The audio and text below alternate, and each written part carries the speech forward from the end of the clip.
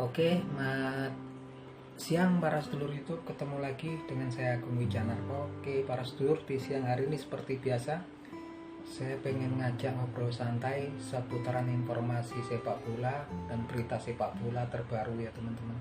Jadi teman-teman, timnas kita di bawah asuhan Coach Sintayong saat ini sudah TC di Turki dan siap mengarungi laga di putaran final Piala Asia nanti di grup D.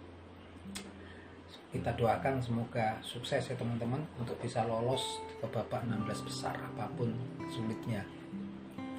Yang jelas di siang hari ini saya pengen ngajak ngobrol teman-teman tentang pemain-pemain yang memiliki potensi untuk dinaturalisasi, pemain-pemain yang memiliki kemampuan di atas rata-rata yang bermain di Eropa ya. Nah teman-teman, saya punya cerita dikit ini teman-teman. Ada seorang pemain berbakat, sangat berbakat, namanya Mylian Manhoef. Ini merupakan anak salah satu putra daripada atlet mixed martial art, yaitu William Manhoef. Mungkin banyak teman-teman yang udah tahu ya. Si Mylian Manhoef ini memiliki paspor dia Belanda dan Suriname. Tapi yang jelas Mylian Manhoef ini dari darah kakeknya itu, dari darah Surinamenya itu ada keturunan orang Jawa ya, dari Indonesia. Artinya bisa punya peluang untuk dinaturalisasi. Jadi Mylian Manhoef ini lahir tahun 2002, usianya sekitar 20 tahun sekarang, dan dia memiliki tinggi badan 179 cm teman-teman. Dia lahir di Beemster ya, Belanda, 2002. Nah, dia memulai karirnya itu di akademi sepak bola Ajax Amsterdam ya. Keren ya teman-teman. Dan dia juga memperkuat timnas Belanda junior U16, U17 dan U21. Posisinya saat ini adalah winger ya, winger kanan, left winger, dan kadang-kadang juga bisa dipasang di winger kiri dan juga sebagai gelandang bertahan. Termasuk pemain versatil ya, pemain yang bisa bermain di beberapa posisi. Dan tenaganya ternyata mirip bapaknya ya, kayak William Manhoef ya. Kalau teman-teman lihat William Manhoef tuh powernya, daya tahannya luar biasa, tapi di mixed martial art. Tampilannya kulit hitam ya, kayaknya kemungkinan keturunan Afrika yang memang Suriname kan multirasial ya. Di sana ada Jawa, ada Cina, terus kemudian ada India dan Afrika campur ya. Nah, ini memang dribblenya di atas rata-rata ya, kecepatannya luar biasa dan daya tahannya ataupun endurance-nya juga luar biasa. Teman-teman bisa lihat di video-video yang saya sisipin, dia punya kemampuan kontrol bola yang bagus, dribble yang bagus, dan crossingnya juga top. Ini sampai dengan saat ini ya, si Mylian Manhoef ini belum dipanggil untuk timnas Belanda ya. Tapi pastinya kalau dia kemudian gak dipanggil timnas Belanda, tentunya timnas Suriname juga ngincar pastinya kan.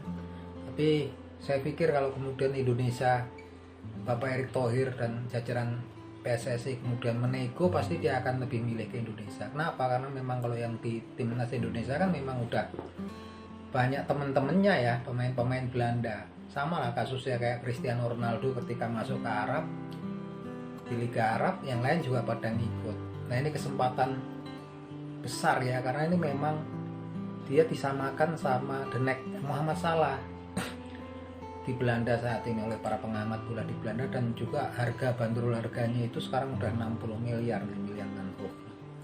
Jadi mungkin dia pastinya inilah, kalau lihat temen-temennya udah berjoin di timnas Indonesia, pastilah ngiler lah, pengen join gitu kan, galau pasti. Nah, ini kesempatan untuk melakukan pendekatan karena ini grade A, dia luar biasa sekali di sayap kanan ataupun sayap kiri, bisa memanjakan striker Indonesia ini kalau dia jadi. Ini luar biasa tenaganya. Kalau kita lihat, saya ingat dulu pemain Belanda dari Suriname juga, yaitu Edgar David yang dulu main di Juventus ya, yang sering pakai kacamata. Ini tenaganya mirip ini. Ini sangat sayang sekali kalau kemudian nggak diusahakan untuk dinaturalisasi. Nah, itu Mylian Manhoef ya teman-teman. Tapi tampaknya memang berat dia juga kemungkinan kalau udah usianya beranjak 21-23 ada kemungkinan untuk dipanggil oleh timnas Belanda. Tapi yang jelas sekarang pastinya galau lah. Pengen pastinya kan untuk bergabung sama timnas Indonesia, apalagi dia punya darah keturunan Jawa dari Suriname itu. Nah sekarang tadi ini ngomong di bagian penyerangan ya. Sektor penyerangan selain juga winger, attacking midfielder atau midfielder, pengatur serangan, yang sampai saat ini kalau menurut saya belum betul-betul belum ada untuk pemain naturalisasi yang pas betul di situ adalah sektor striker ataupun forward ya, penyerang lubang ataupun dia yang berdiri di belakang striker ataupun striker murni. Ini juga ada kabar gembira ya sebetulnya teman-teman. Di sini ada seorang striker yang ternyata memiliki darah blasteran Indonesia, yaitu namanya Andi Zakiri ya. Andi Zakiri ini lahir di Lausanne, Swiss tahun 1999.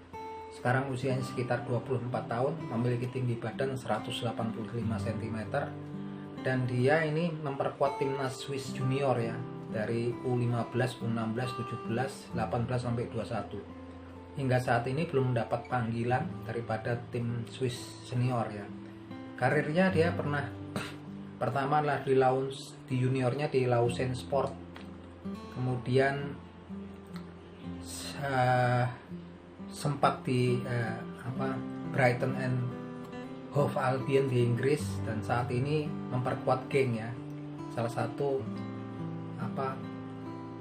klub besar ya di Eropa, Genk ini kan. Nah ini di Genk dia baru tampil saat ini, ketika tampil 5 kali tampil dia udah bisa memproduksi 2 gol ya awal musim.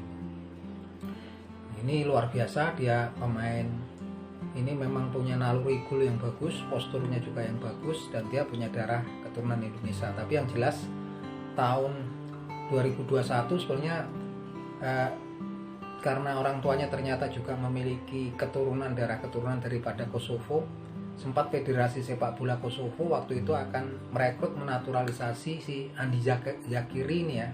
Waktu itu untuk berhadapan dengan Moldova di pertandingan internasional sama Greece ya, sama Yunani.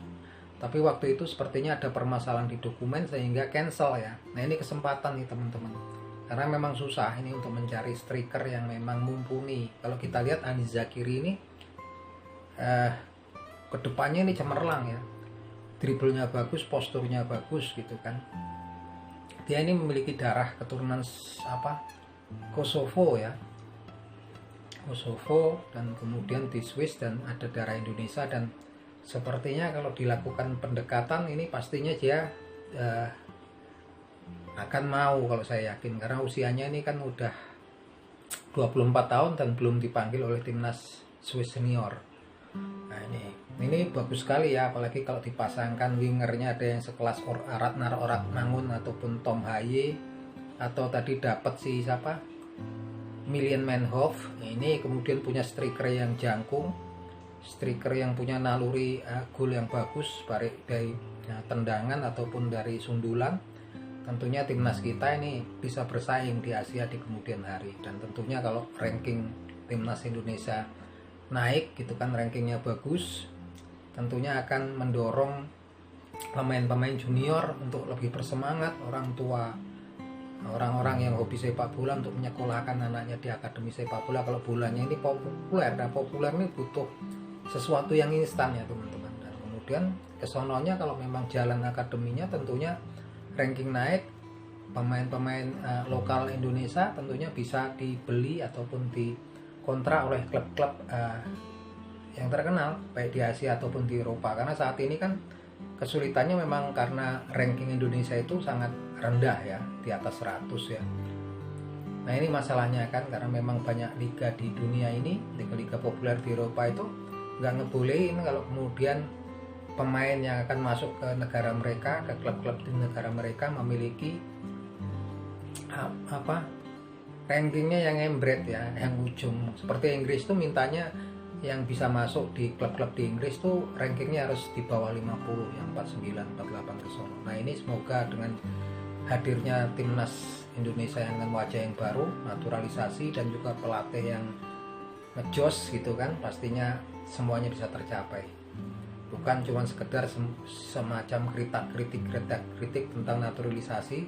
Banyak pengamat ya, itu mereka nggak punya kompetensi apapun ya teman-teman, sepertinya nggak ada urunnya lah untuk pembangunan timnas Indonesia ini. Yang jelas kita supporter mendukung mendukung semua langkah-langkah Bapak Erick Thohir dan jajaran PSSI untuk terus melakukan program naturalisasi selain pembinaan dan perbaikan kompetisi ya. Oke, itu teman-teman, salam seduluran dari saya Bung Wijanarko dari Yogyakarta.